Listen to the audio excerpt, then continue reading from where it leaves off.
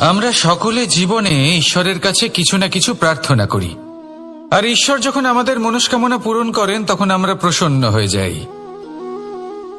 কিন্তু যখন ঈশ্বর আমাদের মনস্কামনা পূর্ণ করেন না, তখন আমরা ভাবি, সন্দেহ করি যে সত্যি ঈশ্বর আছেন। আপনাকে একটা কথা বলি, আপনি যদি ঈশ্বরের সম্মুখে নিজের ইচ্ছে বা মনস্কামনা রাখেন আর ঈশ্বর তা পূরণ করেন, তার অর্থ হলো ঈশ্বর এটা জানেন যে আপনার তার প্রয়োজন রয়েছে। কিন্তু যদি আপনি কামনা করেন আর তা পূর্ণ না হয়, তাহলে শুধু এটা মনে রাখবেন যে ঈশ্বর সেই সব দেখতে পান যা আপনি দেখতে পাচ্ছেন না। দ্বিতীয় কারণ হলো এটা,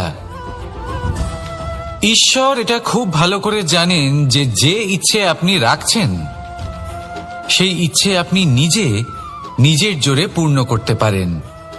তাই যদি আপনার ইচ্ছে ঈশ্বর পূর্ণ করেন, তাকে ধন্যবাদ জানান, আর যদি উনি আপনার ইচ্ছে পূর্ণ না করেন, তাহলে আরো ধন্যবাদ জানান। কারণ হয় উনি আপনার মঙ্গল চাইছেন, বা উনি আপনাকে ততটাই যোগ্য বলে মনে করছেন যে আপনি নিজেই নিজের ইচ্ছে, নিজের স্বপ্ন পূরণ করতে পারবেন। নিজের কর্ম করতে থাকুন, জীবনের সামনে এগোতে থাকুন, আর আমার সাথে ভালোবেসে বলুন, রাধা রাধা। একটা গাই আর একটা বাছুরের মধ্যে কেমন সম্পর্ক থাকে? একটা গাই নিজের বাছুরকে ডাকে, আর সেই বাছুর হাজার হাজার গাইয়ের মধ্যে থেকেও নিজের মাকে চিনতে পেরে যায় আর নিজের মায়ের সাথে এসে জড়িয়ে পড়ে। আর কিছুটা ঠিক এরকমই সম্পর্ক হলো আপনার কর্ম এবং আপনার কর্মফলের মধ্যে। আপনি যেমন কর্ম করবেন, আপনার কর্ম আপনার কর্মফলকে ডাক দেবে, আর আপনার কর্মফল কোথাও না কোথাও থেকে আপনাকে খুঁজতে খুঁজতে এসে আপনার সাথে জড়িয়ে পড়বে। তাই উচিত এটাই হবে যে আপনি সৎকর্ম করুন, কারণ ঈশ্বর যদি আপনাকে আপনার ভুলের জন্য ক্ষমা করেও দেন, আপনার কর্ম কিন্তু করবে না। তাই যদি আপনি দুষ্কর্ম করতে চলেছেন, তাহলে আপনি প্রস্তুত থাকুন, আর যদি আপনি শুভ কর্ম করতে চলেছেন, তাহলেও আপনি প্রস্তুত থাকুন। আপনার কর্ম যেমন হবে তেমন ফল আপনার কাছে নিজে থেকেই চলে আসবে। আজ না হোক কাল, কাল না হোক অন্য কোনো সময়, অবশ্যই আসবে। আসুন আমার সাথে ভালোবেসে বলুন, রাধা রাধা। কোনো বাড়িতে, কোনো পরিবারে যখন কারোর জন্ম হয়, তখন তা কত সুখের মুহূর্ত হয়। সেই ছোট্ট সন্তান যখন কিছুটা বড় হয়, সে হাঁটার চেষ্টা করে, আর সেই প্রক্রিয়াতেও খুব বড় একটা শিক্ষা লুকিয়ে রয়েছে, ঠেলে দেওয়া। যখন আপনি হাঁটতে চান, সামনে এগোতে চান, তখন আপনি কি করেন? নিজের পায়ের তলার যে মাটি, তাকে আপনি পেছনে ঠেলে দেন। ব্যাস, এই একই জিনিস তো জীবনেও শিখতে হবে। এবার যদি আপনি জ্ঞানের পথে অগ্রসর হতে চান, তাহলে অজ্ঞানতাকে পেছনে সরিয়ে দিতে হবে। যদি আপনি প্রকাশের দিকে এগোতে চান, তাহলে অন্ধকারকে পেছনে সরিয়ে দিতে হবে। যদি আপনি ভবিষ্যতে সফল হতে চান, তাহলে অতীতের যে অসফলতাগুলিকে পেছনে সরিয়ে দিতে হবে। যে জল বইতে বইতে থেমে যায়, তাকে আমরা নালা বলে থাকি, তার থেকে দুর্গন্ধ বের হয়। কিন্তু যে জল বইতেই থাকে, তাকেই আমরা পবিত্র জল বলি। তাহলে আপনিও কর্ম করতে থাকুন, কখনো থামবেন না, আর আমার সাথে ভালোবেসে বলুন, রাধা রাধা। যোগাসন। যোগাসনে আসন অত্যন্ত গুরুত্বপূর্ণ। এবার আমি বলবো সবথেকে শ্রেষ্ঠ আসন কোনটি। আশ্বাস। নিজেকে আশ্বস্ত করতে থাকুন যে আমি আছি, সব ঠিক হবে, যা হচ্ছে ভালোর জন্য হচ্ছে। এই আশ্বাস আপনাকে জীবনে এমন ধনাত্মক বিশ্বাস দেবে যে আপনি বড় বড় সমস্যার সমাধান করতে পারবেন। এবার যদি কথা বলি সবথেকে কঠিন সময়ের, তাহলে সেটা হলো বিচ্ছেদের। যা মা সীতাকে সহ্য করতে হয়েছে শ্রীরামের জন্য, রাধা কৃষ্ণকেও সহ্য করতে হয়েছে। যে ব্যক্তি বিচ্ছেদের সময় সঠিক পথে চলে এসেছে, সে জীবনে অনেক শ্রেষ্ঠ স্থানে অবশ্যই পৌঁছতে পারবে। এবার যদি কথা বলি সবথেকে জরুরি এবং গুরুত্বপূর্ণ সময়ের, তাহলে সেটা হলো সংযোগ। সকলকে সাহায্য করতে থাকুন। আপনি অন্যদের সাহায্য করে তাদের যত আনন্দ দিতে পারবেন, ততটাই আনন্দ আপনারও জীবনে অবশ্যই আসবে। আসুন আর আমার সাথে ভালোবেসে বলুন, রাধা রাধা। আম এবং নিম, এই দুই যে যার স্থানে অত্যন্ত বিশেষ, অত্যন্ত শ্রেষ্ঠ। আম আমাদের শক্তি বাড়ায়, আর অন্যদিকে নিম রোগের সাথে লড়াই করার আমাদের ক্ষমতা বাড়ায়। এবার আম অত্যন্ত মিষ্টি হয় আর নিম অত্যন্ত তিক্ত। তাই এই কারণে কি নিমের নিরাশ হওয়া উচিত বা নিজেকে ঘৃণা করা উচিত? তার স্বাদ তিক্ত? কখনোই নয়। দেখুন, নিম তিক্ত, এতে নিমের কোনো দোষ নেই। দোষ হলো জিহ্বার, যে মিষ্টি পছন্দ করে, তিক্ত পছন্দ করে না। কিন্তু যদি আপনি নিজের জীবনে নিমের প্রয়োগ না করেন, তাহলে আপনার রোগ প্রতিরোধ ক্ষমতা বাড়বেই না। তাই নিম হলো অত্যন্ত গুরুত্বপূর্ণ।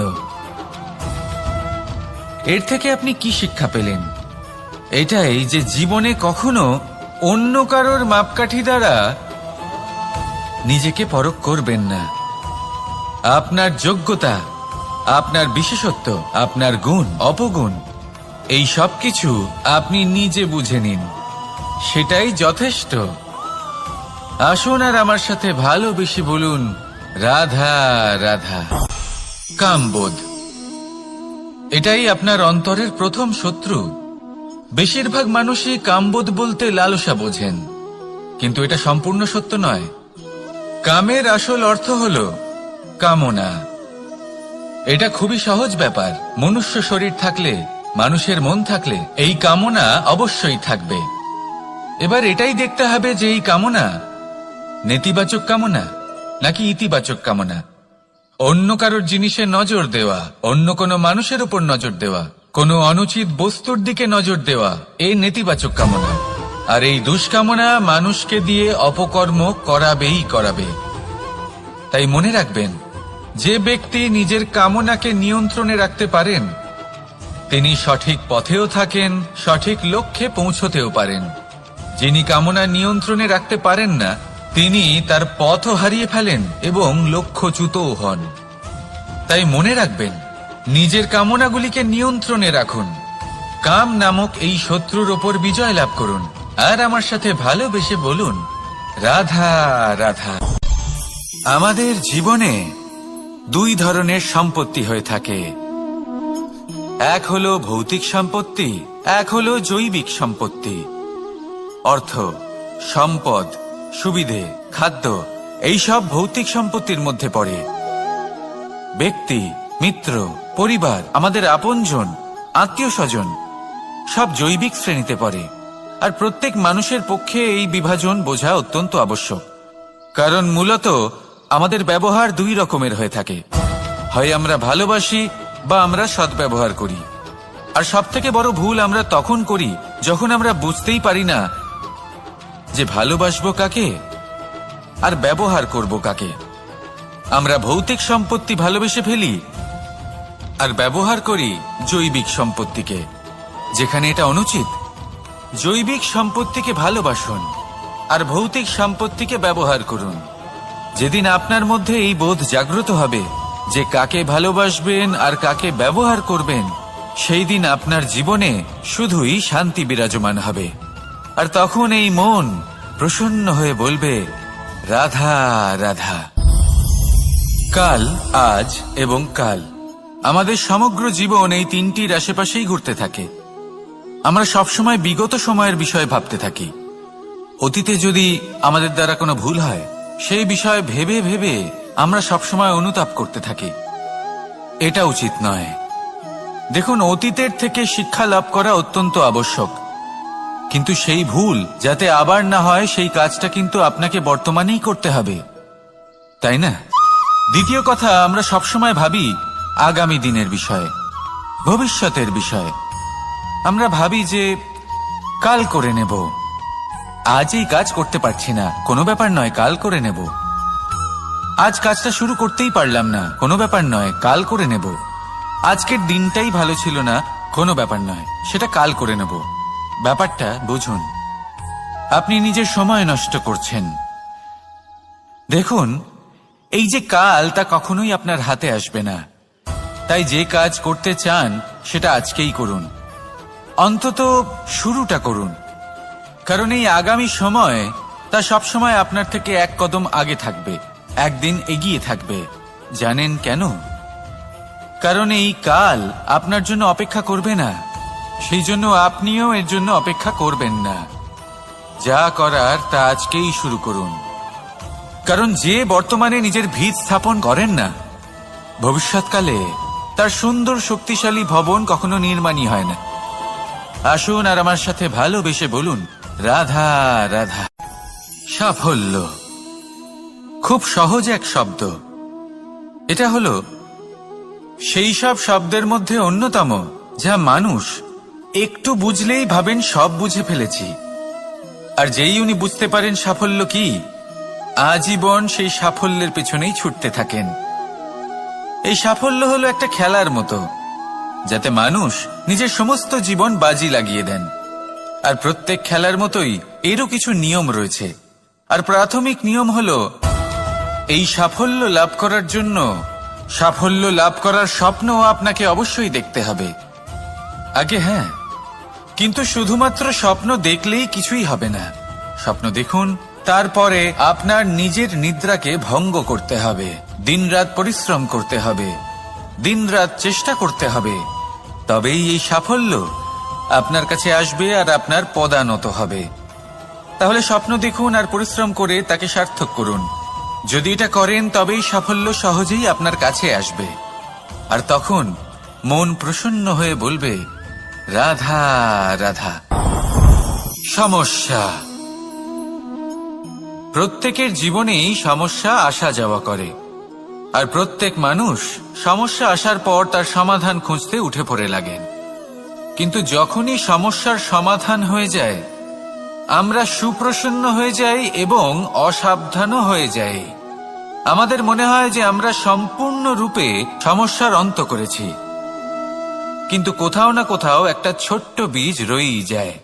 আর সেই বীজ আমাদের অসাবধানতার ছত্রছায়ায় বড় হতে থাকে, আর তারপর মহা সংকট হয়ে আবার আমাদের উপর আক্রমণ করে। এই সংকট যে কোনো রূপে আসতে পারে, কোনো শত্রুর রূপেও আসতে পারে, বা কোনো মহামারীর রূপেও আসতে পারে। সেই জন্য সবসময় সাবধান থাকাই উচিত। কারণ অসাবধান হলে কি হয়, আমাদের সুরক্ষা চক্রে একটা ছেদ উৎপন্ন হয়, আর আমাদের শেষ করতে পারে এমন এক বাণ সেই ছেদ বিন্দু হয়ে আমাদের হৃদয়ে প্রবেশ করতে পারে। তাই যে কোনো সমস্যার সমাধান করুন, জয়ী হন, উৎসবও পালন করুন, কিন্তু সাবধানে থাকবেন। আসুন আর আমার সাথে ভালোবেসে বলুন, রাধা রাধা। এই সংসারের অন্তের এর বিনাশের প্রারম্ভ কিভাবে হয়? কোন যোগের মাধ্যমে, কোন ভয়ানক অসুরের আগমনে, নাকি প্রকৃতির রাগের কারণে? না, এই সংসারের বিনাশের প্রারম্ভ হয় আমি থেকে।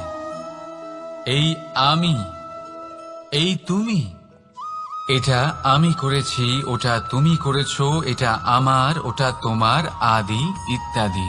এই ভাব যখন মনে বাসা বেঁধে নেয়, সর্বপ্রথম ঘর ভাগ হয়, তারপর বসতি, তারপর প্রাণ, আর তারপর দেশ, আর সবার শেষে সমস্ত সংসার ভাগ হয়ে যায়।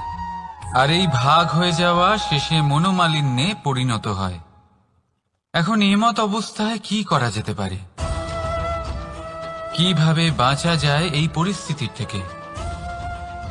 কিভাবে দূরে থাকা যায় এই বিনাশের থেকে? উত্তর সেই একটাই, করুণা। একে অপরের দরকারগুলি বুঝুন, একে অপরের সমস্যাগুলি বুঝুন, একে অপরের দুঃখের সাথী হয়ে দাঁড়ান, একে অপরের সুখের ভাগীদার হন। আর শেষে যখন এই আমি আমরাতে পরিণত হবে, তখন এই বিনাশ নিজে থেকেই দূরে চলে যাবে। তাহলে আমরাতে বিশ্বাস করতে শিখুন আর আমার সাথে ভালোবেসে বলুন, রাধা রাধা। এই মুদ্রা, এবারে ভাবুন এটাই আমাদের জীবন, জীবনের সুখ আর দুঃখ। এই মুদ্রার এই জীবনের দুটি দিক। কিন্তু যখনই আমরা ঈশ্বরের কাছে প্রার্থনা করি তখনই আমরা সুখ চাই, আর সেই সুখ আসেও। আর যখনই সেই সুখ আসে তখন ব্যক্তি সর্বপ্রথম তাকে ভুলে যায় যে দুঃখের সময় ওনার সাথে ছিলেন। আর এমত অবস্থায় উনি সাহায্য করেন না, উনি করেন উপকার। আর এই উপকারের বদলে মানুষের থেকে উনি নিজের জন্য শ্রদ্ধা চান। আর সেই শ্রদ্ধা, সেই চাহিদার কারণে উনি নিজেকে অন্যদের থেকে শ্রেষ্ঠ, অন্যদের থেকে ভিন্ন মনে করতে বিবশ হয়ে যান। আর আলাদা হবার কারণে তার মধ্যে জেগে ওঠে অহংকার, আর সেটাই হয় তার পতনের কারণ। এবার এতে কি করা যেতে পারে, কি চাওয়া যেতে পারে ঈশ্বরের কাছে? এই প্রশ্ন অবশ্যই মনে আসে।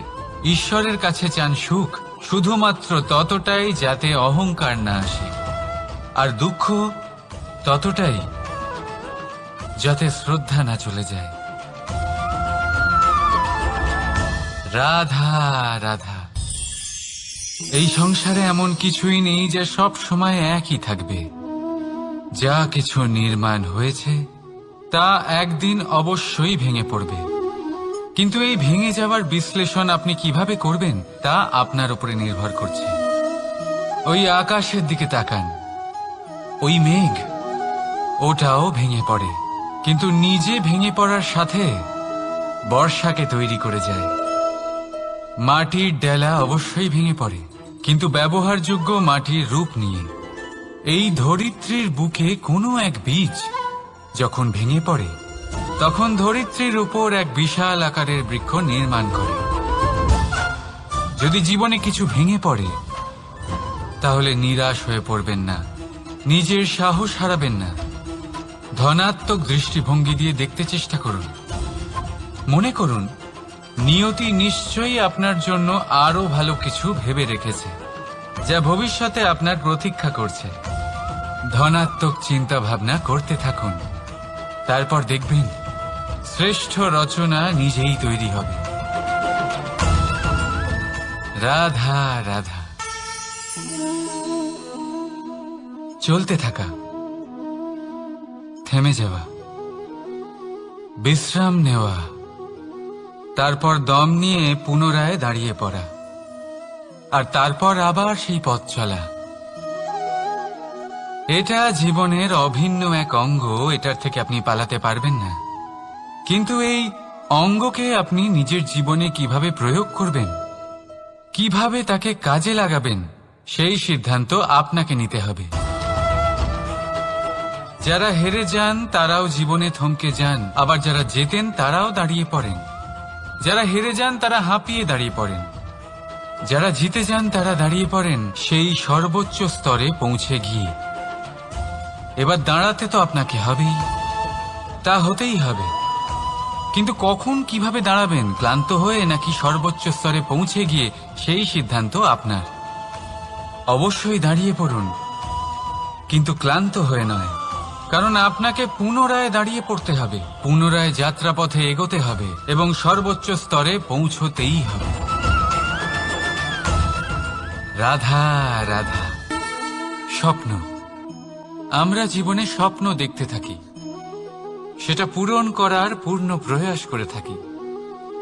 কিন্তু এই স্বপ্ন পূরণ না হওয়ার পরিস্থিতিতে আমরা ভেঙে পড়ি, ছিন্ন বিচ্ছিন্ন হই, আর তারপরেই বোঝা আমরা আগামী প্রজন্মের ওপর রীতিমতো চাপিয়ে দিই।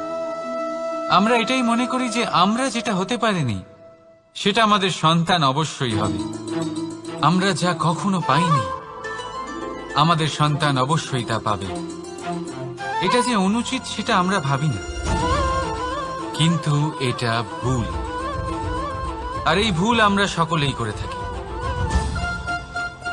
সন্তান, প্রকৃতি আর পরমাত্মার আশীর্বাদ।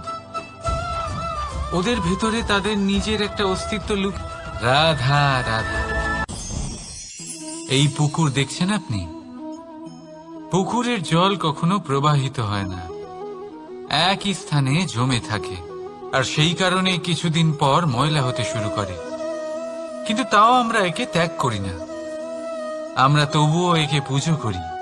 শুধুমাত্র এই কারণে নয় যে অতীতে সে আমাদের তৃষ্ণা মিটিয়েছে, কিন্তু এই কারণেও যে যদিও বা সে ভবিষ্যতে আমাদের তৃষ্ণা না মেটায়, কিন্তু প্রয়োজন হলে আগুন অবশ্যই নেভাতে পারে। ঠিক সেই রকমই হয় আমাদের সম্পর্ক, সম্পর্ক যা আমরা বহু বছর পরিশ্রম করে তৈরি করি, যে দরকার পড়লে আমাদের সহায়ক হয় কোনো না কোনোভাবে। সেই জন্য সম্মান করতে শিখুন এই সম্পর্কগুলিকে, শিখুন এই সম্পর্কগুলিকে অটুট রাখতে। কথায় কথায় এই সম্পর্কগুলিকে ভেঙে দিতে শিখবেন না। রাধা রাধা। বিষ, এই শব্দটা শুনলেই মনে অনেক কল্পনা জন্ম নেয়। কল্পনা অসহ্যকর তিক্ততার, কল্পনা অত্যন্ত বেদনাদায়ক মৃত্যু।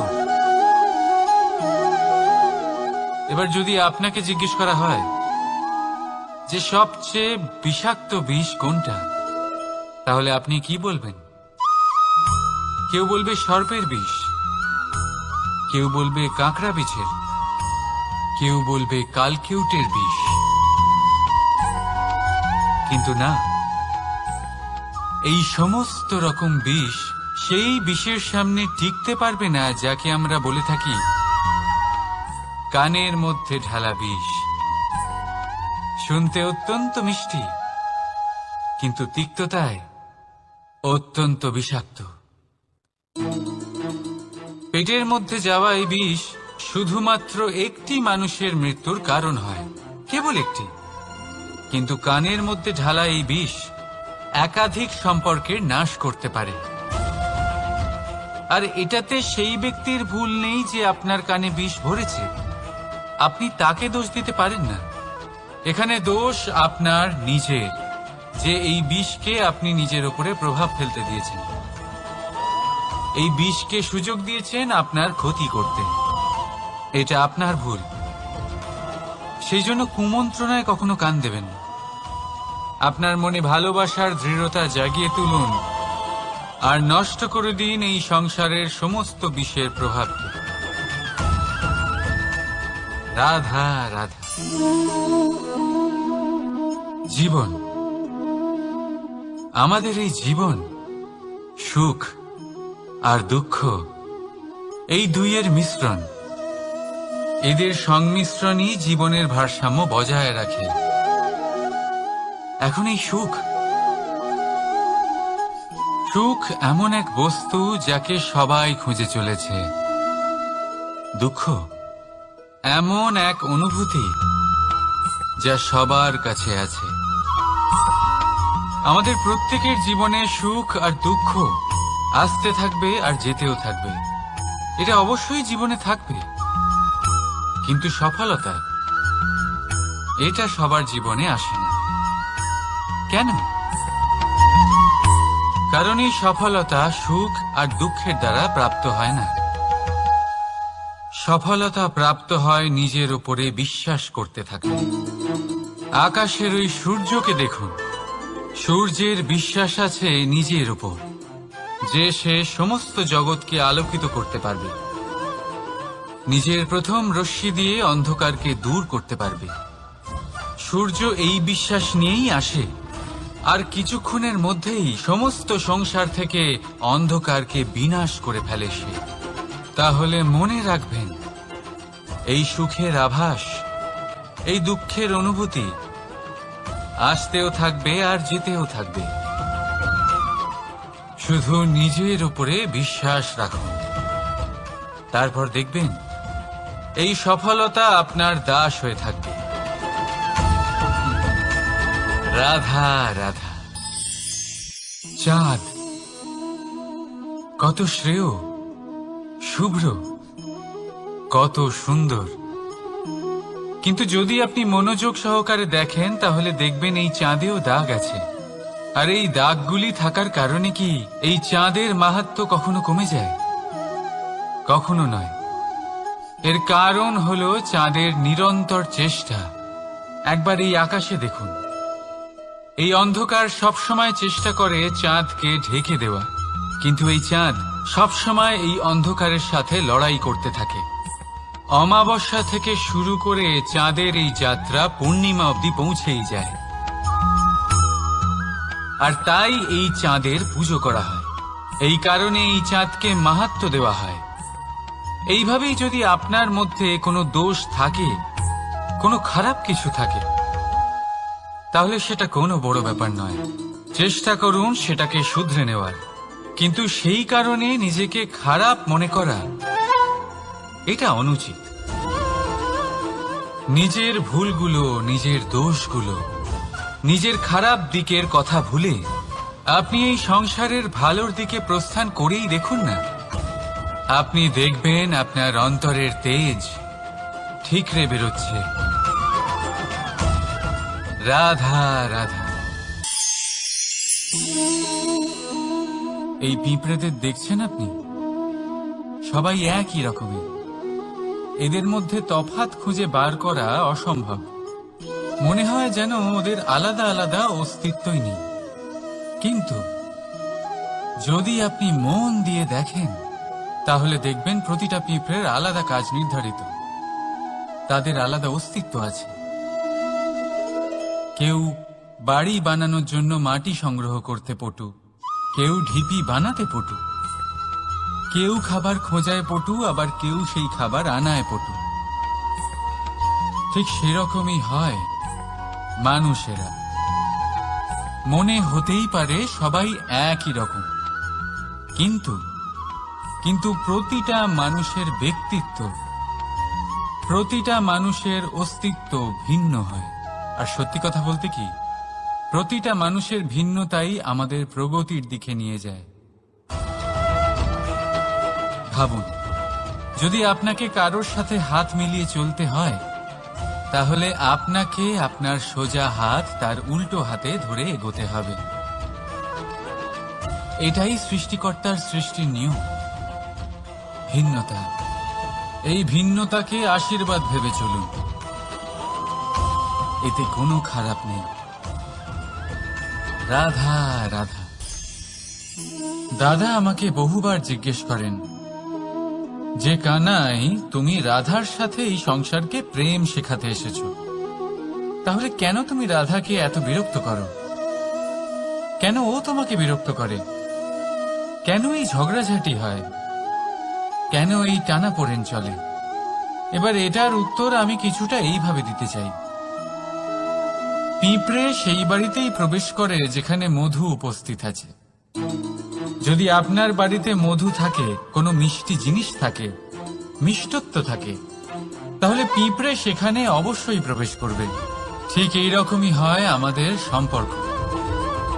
এর মধ্যে ছোটখাটো ঝগড়াঝাটি, টানাপোড়েন, রাগ করা, মন ভাঙানো, এই সব তো চলতেই থাকে। বিশেষ করে সেই সম্পর্কগুলিতে যেখানে মিষ্টত্ব আছে।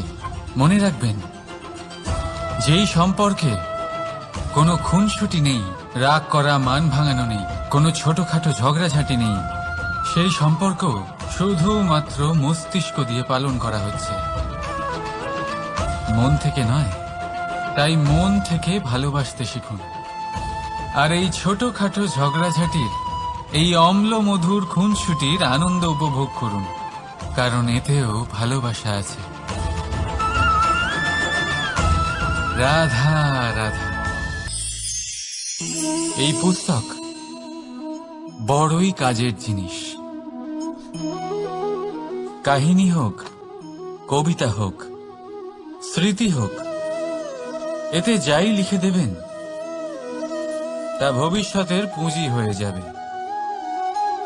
কিন্তু যদি কখনো এমন হয় যে এই পুস্তক ময়লা হয়ে যায়, বা যদি কোনো পাতায় আপনি ভুল করে কালি ফেলে দেন, বা কোনো বাক্য লিখতে গিয়ে আপনি ভুল করে ফেলেন, তাহলে আপনি কি করেন? সেই পুস্তক কি আপনি তুলে ফেলে দেন? না, তাই তো। শুধু একটা পাতা ছিঁড়ে ফেলেন যাতে সেই পুস্তক সঠিক থাকে, সুন্দর হয়ে ওঠে। এই পুস্তকের মতোই হয় আমাদের সম্পর্ক। তার সেই এক পাতা একটা ভুল। তাই যে কোনো সম্পর্কে যদি কারোর কোনো ভুল হয়ে গিয়ে থাকে, তাহলে সেই ভুলকে সম্পর্ক থেকে দূরে করা সঠিক হবে। সেই ভুলকে ভুলে যাওয়াই সঠিক হবে। সেই সম্পর্ক ভাঙা নয়, সেই সম্পর্ক সামলে রাখুন। কারণ ভুল তো সবার দ্বারা হয়। যদি এরকম করেন, তবেই জীবনরূপী পুস্তক আরো সুন্দর হয়ে উঠবে। একে অপরকে ক্ষমা করতে শিখুন, একে অপরের ভুলকে ভুলে যেতে শিখুন। তারপর দেখবেন এই জীবনে আরো আনন্দ আসবে, আর এই সম্পর্ক নিঃশ্বাস নিতে থাকবে। রাধা রাধা। মানুষ ছোট হোক বা বড়, রাজা হোক বা দরিদ্র, সমস্ত মানুষের মধ্যে একটা সামঞ্জস্য থাকে। সমস্ত মানুষের কাছে তার প্রশংসা অত্যন্ত গুরুত্বপূর্ণ। সে খুবই প্রসন্ন হয় যদি আপনি তার প্রশংসা করেন, কিন্তু আপনি যদি তাকে এটা বলেন যে এটা তোমার ভুল ছিল, তোমার কিছু খামতি ছিল, তখন সেটা সে মানতে রাজিই থাকে না। সব মানুষ এটা শুনতে পছন্দ করে যে সে যেটা করেছে সেটাই সর্বোত্তম। এবার আমি আপনাকে একটা কথা বলি, এই হলো নিন্দা, এই হলো প্রশংসা, আর এই হলো সত্য, যা সবার থেকে উচ্চস্থানীয়। সেই জন্য মানুষ আয়না দেখে। আয়না তাকে তার সৌন্দর্য দেখায় না, তাকে দেখায় যা সত্য, যাতে মানুষ আরো সুন্দর হওয়ার চেষ্টা করতে থাকে। তাই আয়না অত্যন্ত গুরুত্বপূর্ণ সত্যকে জানার জন্য। জীবনে নিন্দুকের মাহাত্ম্য প্রশংসকের মাহাত্ম্যের থেকে অনেক বেশি। কেন? কারণ তারা আপনাকে আপনার খামতি দেখায়, আপনার ভুলগুলো বুঝিয়ে দেয়, আপনাকে একটা সুযোগ দেয় নিজেকে শুধরে নিতে, নিজেকে আরো শ্রেষ্ঠ করে তুলতে, যা প্রশংসক করতে পারে না। তাই জীবনে যদি কখনো নিন্দা করা হয়, তাকে ভালোবেসে গ্রহণ করুন, ধন্যাত্মক রূপে গ্রহণ করুন। যদি নিজেকে কোনো শিক্ষা দেওয়া সম্ভব হয় তাহলে অবশ্যই দিন। দেখবেন মন প্রসন্ন হয়ে বলবে, রাধা রাধা। জীবনে কখনো সাফল্য আসে, আবার কখনো অসফলতা, কখনো আশা পাওয়া যায়, কখনো নিরাশা, কখনো জয় লাভ করি, আবার কখনো পরাজয়। এর পেছনের কারণটা জানা অত্যন্ত প্রয়োজনীয়। যদি আমি পরাজয়ের কথা বলি, যখনই আমরা পরাজয় লাভ করি আমরা ভাবতে থাকি যে এমন কেন হলো? আমাদের শত্রু কি বেশি শক্তিশালী ছিল, নাকি আমাদের নীতিতে কোনো খামতি ছিল? এই সমস্ত কারণের পেছনে খুব বড় একটা কারণ থাকে, আর সেই কারণ আমাদের অন্তরে সুপ্ত থাকে। ধরে নিন একটা পথ, তাতে আপনি চলছেন, সেই পথ কাঁটায় পরিপূর্ণ, কিন্তু আপনি পাদুকা পরে রয়েছেন, আর আপনি হেঁটে সামনে এগিয়ে যান। এবার এমন একটা পথ এলো যা পুষ্পে ঢাকা, আর আপনি পাদুকা পরে রয়েছেন, কিন্তু আপনার পাদুকাতে একটা পাথর আটকে গেল। তখন দু পা হাঁটাও খুব কঠিন হয়ে পড়ে। এই সংসারের যে কোনো শক্তি আপনাকে পরাস্ত করার পূর্বে আপনি জানেন কে আপনাকে পরাস্ত করতে পারে? আপনার অন্তরের দুর্বলতা, আপনার অন্তরের সেই সুপ্ত শত্রু। আর সেই জন্য ইতিবাচক মনোভাব গুরুত্বপূর্ণ হয়ে পড়ে। ভালো মানুষদের সাথে থাকুন, সৎসঙ্গে থাকুন, বন্ধুত্ব করুন, ভালোবাসুন।